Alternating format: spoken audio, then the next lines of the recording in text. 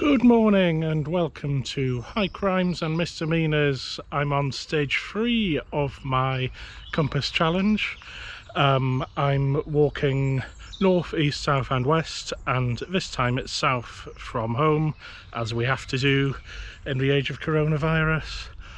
And today I'll be walking 30-40 minutes south and back again. So the first part of this walk is actually the first quarter of a mile or so of the West Highland Way. I was, before all the coronavirus hit, I was hoping for the first one of these videos to be a really kind of positive piece about your first day of the West Highland Way, because it's it feels a little bit underloved, and there's so many fantastic reasons why it's a good day to set you up for the rest of that walk, and why it kind of fits into the story of that walk. So that is a video that's coming soon, but for now I'm just going to show you a little bit more about the first 5 minutes or so of that wonderful walk. So quite a lot of the stage of a walk from Milngavie to Drimmen is on old railway lines, and this is part of that. So initially 100 years ago or so, this was a very highly industrial part of Milngavie, and a lot of the industry around here was served by a railway line. So railway line hasn't been here for some years, but now it's a really nice place to start a walk. It's yeah, down in a bit of a dip for the first section, and then it opens out a little bit onto the banks of the River Allender. So something that's appeared in the last year or so on the first mile or so of the West Highland Way and the surrounding area is these things have appeared, and this is an art project which is remembering various women who have been working in various parts of industry in the Milngavie area.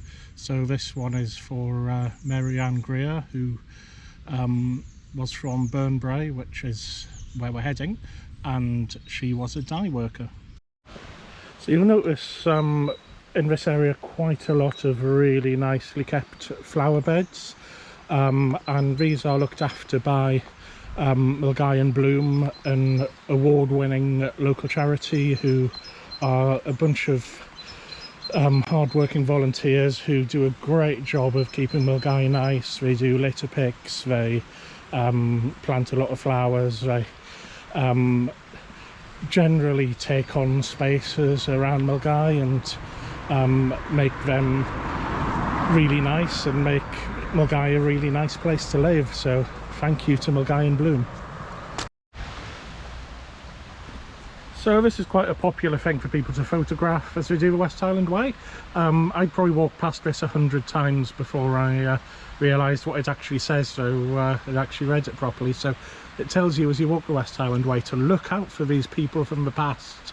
So yeah, so this guy you'll find around Crianlarich. I didn't see him when I was doing West Highland Way.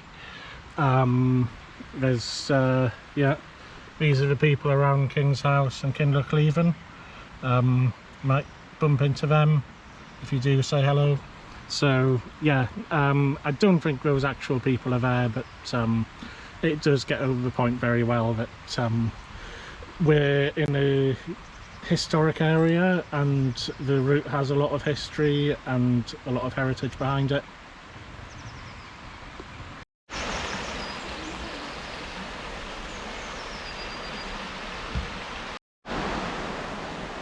And we're into a very quiet Milngavie. I'm just going to backwards walk the first 50 yards or so of the West Highland Way.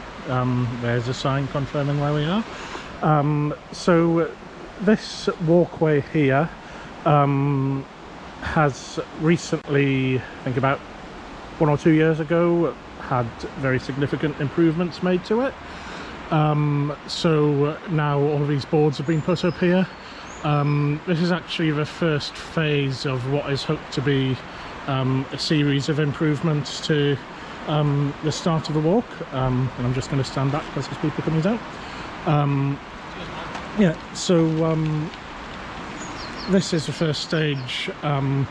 We'll see on the other side of the start there's an area which is going to get, hopefully going to get similar improvements in the next year or so. So if you're starting from Milngavie, you'll come down this ramp here. I'm walking south, so I'm doing this in the other direction. But you'll come down and walk over the river and start up here. As you'll see, Milngavie is really quiet at the moment, but there's a few people out there getting their shopping in. So yeah, so here is the start of the walk. Next to it you'll see that there is a water point here which has been closed off in the last week or so, I assume for safety reasons. Further over here you've got an information board, and next to it an old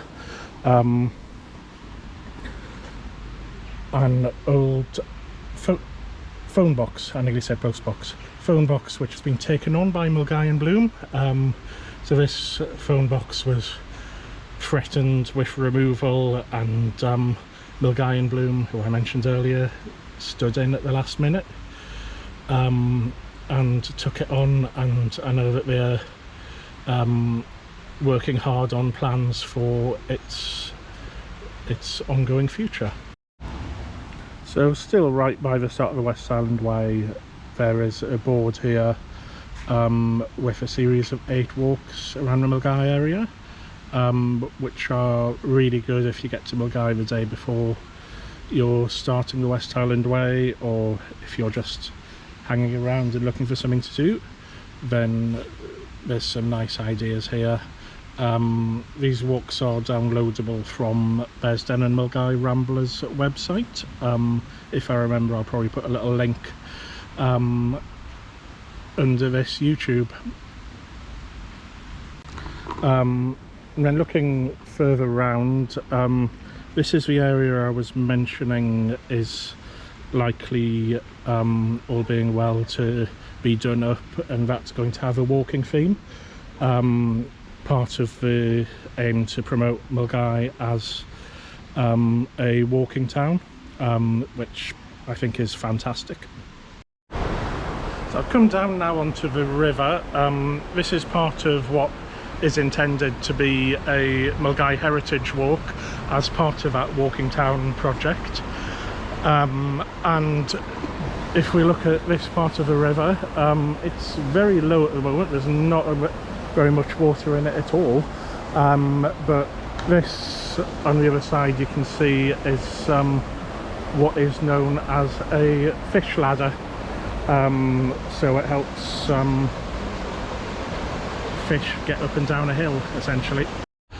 Into Tesco car park now. I wasn't going to show you Tesco car park, but yeah, the hour for elderly and vulnerable customers has just finished about 10 minutes ago, and they're still queuing around the block, so that's interesting.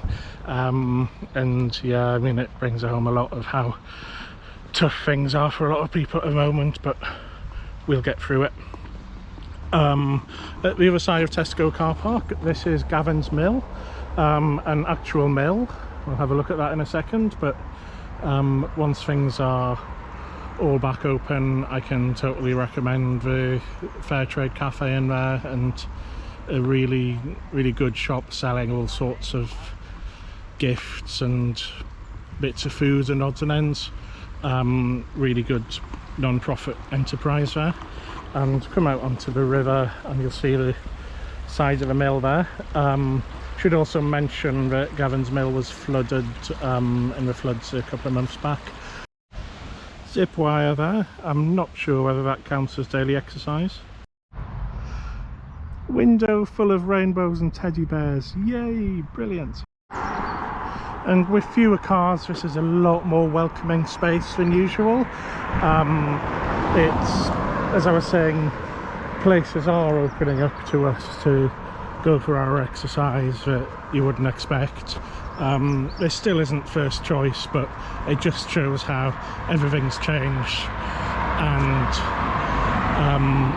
it's good to think about going for walks that we wouldn't normally think about going for, and if we all do that, then social distancing will happen a lot easier. Behind all your stories is always your mother's story, because hers is where yours begins. And that's how it used to be. I said in ruins, it's an old bathhouse. So yeah, some people who like to remember Roman times still come here and try to take a bath. I've seen them quite regularly. I say, you don't want to be doing that here, just go home and do that. But they say, no, I'm Roman, I need to take a bath. So now entering the kingdom of Bear's Den, just to show you another thing that I've seen many times before, but never really stopped to have a proper read of.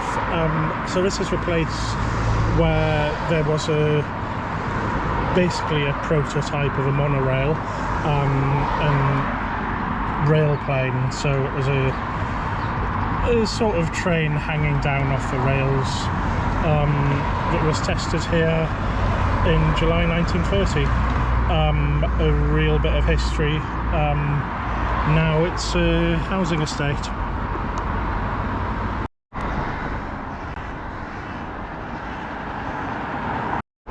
Do you like the hat? It's a bit more of an urban look than the one I've been wearing for the last couple of videos. So yeah, blue hat for urban, green hat for country. Remember that one. A sign for the East Dunbartonshire Recycling Centre dumped here on the floor by the side of the road. If you look at this really carefully, the bottle on there is clearly supposed to be Bundaberg ginger beer. Bundaberg sounds a bit like Bilderberg, doesn't it? Wonder what they're up to. So if you see any road defects along here, you've got to phone a lion called Clarence. That's just bizarre. Why do you have to phone a lion, and why is he called Clarence? So I'm nearly done now, just another 5 or 10 minutes alongside the Bears Way cycle path, which reminds me that the Compass Challenge, which is what I'm doing to get my exercise in while staying at home the rest of the time, is also something you can do on a bike. So here we are, this is as far as I'm going to go. I'm down here in front of the Carphone warehouse, which is no longer, and next to the American Golf, which is no longer. Hopefully these units will be back and full when the economy is back on its feet, hopefully sooner rather than later. Anyway, so just show you where I got to. There we go. That's about 3/4 of an hour's walk, and then I'm gonna walk back home now. So the main thing I've taken from today is that it is a little bit different walking through a suburban landscape like this compared to walking through the countryside as the last couple of legs have been, but still it's been not too much of a challenge to socially distance. I mean, a couple of bits where I've had to think about it, but it's not been too bad. And the other thing I've found myself doing is, just when I'm not on camera, just really taking in the surroundings and spotting little things in people's gardens and along fences that I've not really noticed before, and that's been really nice, and I feel like I've learnt something. So until next time, when I will be walking to the west, the final leg of the Compass Challenge, stay safe, see you soon.